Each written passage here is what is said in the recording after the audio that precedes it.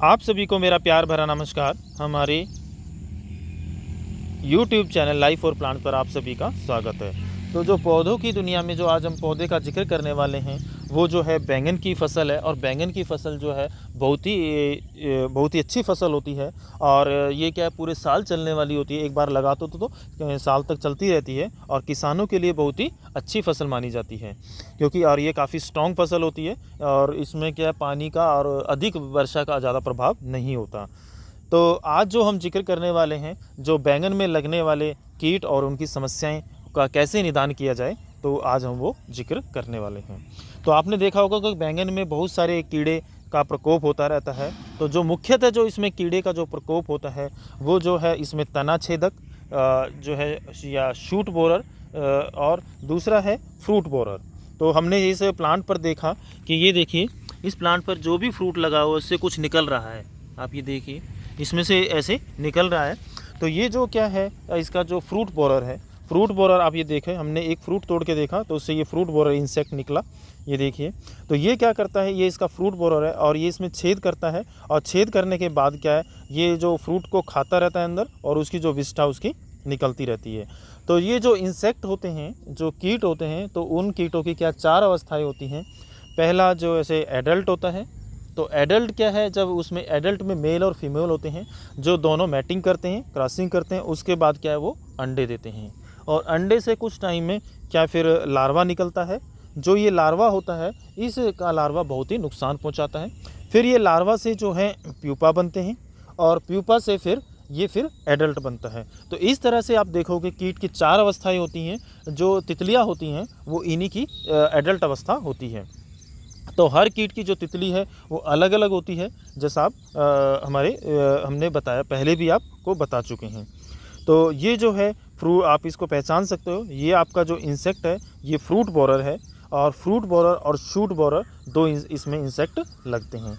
तो आप ये देखोगे ये बहुत ही नुकसानदायक होता है यदि किसान की फसल में ये आ जाता है। और ये बहुत ही इसका मुख्य कीट है, मतलब मुख्य बहुत ही नुकसान पहुंचाने वाला ये कीट होता है। और ये जो फसल को एकदम से जो है ख़त्म कर देता है। इससे क्या है, आप इन फ्रूट को मार्केट में नहीं ले जा सकते। तो आप देख सकते हैं, तो फ्रूट बोरर की या शूट बोरर की क्या पहचान होती है। तो इसमें क्या होता है, आप ये देखिए, यहाँ पर एक ये पत्तियाँ मुरझाई हुई हैं, बाकी पौधा एकदम स्वस्थ खड़ा हुआ है। और इससे पर देखिए, और ये अचानक से मुरझा गया है। तो इसका मतलब है कि यहाँ पर कोई ना कोई इंसेक्ट को प्रकोप किया है।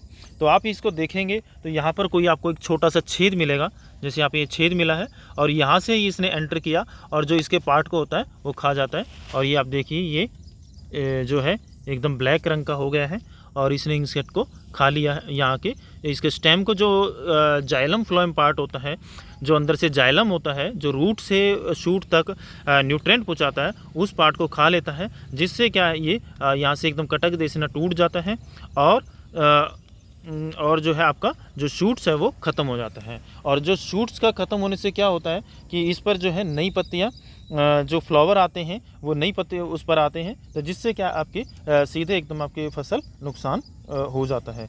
तो इस तरह से ये शूट बोरर का बहुत अधिक नुकसान करती हैं। यहाँ भी आप देख सकते हैं, इसकी ये पत्तियाँ मुरझाई हुई हैं और ये पुरानी, ऐसे हम लोग इसके शूट को तोड़ते रहते हैं। जब इसके शूट को तोड़ देते हैं तो हमारी उपज पर डायरेक्ट एकदम प्रभाव पड़ता है। तो इस तरह से ये जो है शूट बोरर और ये आपने देखा कि जो है ये फ्रूट बोरर जो है बहुत ही नुकसान पहुंचाते हैं। तो इस कीट की जो रोकथाम करना बहुत ही ज़रूरी होता है, क्यों नहीं तो आपकी क्या है, फसल ये पूरा बर्बाद कर देता है। आप जहाँ भी देखोगे आप इसका, ये देखिए यहाँ भी इसने खा रखा है और ये देखिए इस तरह से ये इंसेक्ट आपको ये दिख रहा है। तो इस तरह का ये जो इंसेक्ट है ये वही शूट बोरर है और जो है बैंगन की फसल में बहुत अधिक आता है। तो इस कीट की रोकथाम के लिए आपको अपनी फसल को एक तो क्या है, दूसरा आपको साफ़ सुथरा, मतलब नीट एंड क्लीन रखना चाहिए और पानी की व्यवस्था सही से होनी चाहिए। और इसमें जो है खरपतवार नहीं होने चाहिए। और इसके कीट प्रबंधन के लिए आपको IPM, इसके लिए जो है एक ल्यूर आते हैं आप इसके ल्यूर को लगा सकते हो। फ्रूट बोरर के ल्यूर आते हैं, उसको भी आप इसमें ज़रूर लगाना चाहिए, जिसमें इसके मेल फीमेल कैच होते रहते हैं वहाँ पर, तो जिससे क्या मैटिंग कम होगी तो इंसेक्ट का प्रभाव भी कम होता है। दूसरा, आपको नीम ऑयल का ज़्यादा प्रयोग करना चाहिए। इससे क्या प्लांट में क्या है, रेसिस्टेंट पावर ग्रो होता है, ये बहुत ही अच्छा उपाय है।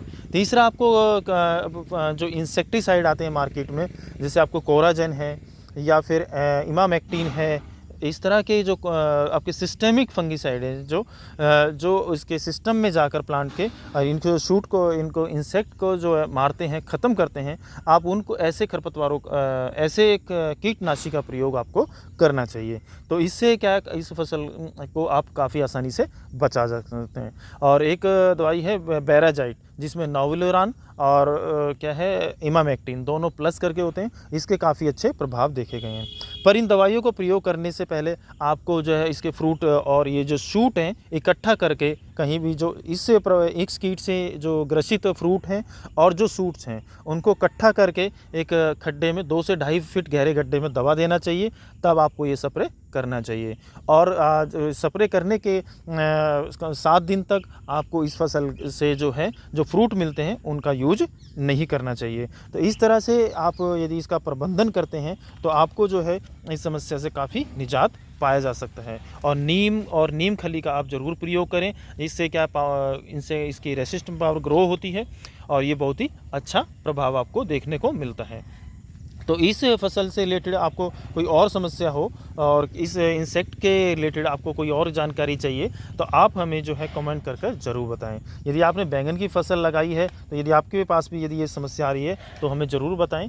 और यदि आपने कोई ऐसा सटीक इसका कोई उपाय निकाला है तो वो भी हमें ज़रूर शेयर करें, ताकि इससे क्या है और किसानों को और जो हमारे जो गार्डन करते हैं उनको फ़ायदा हो सके। तो okay, thank you so much और आपका तहे दिल से धन्यवाद।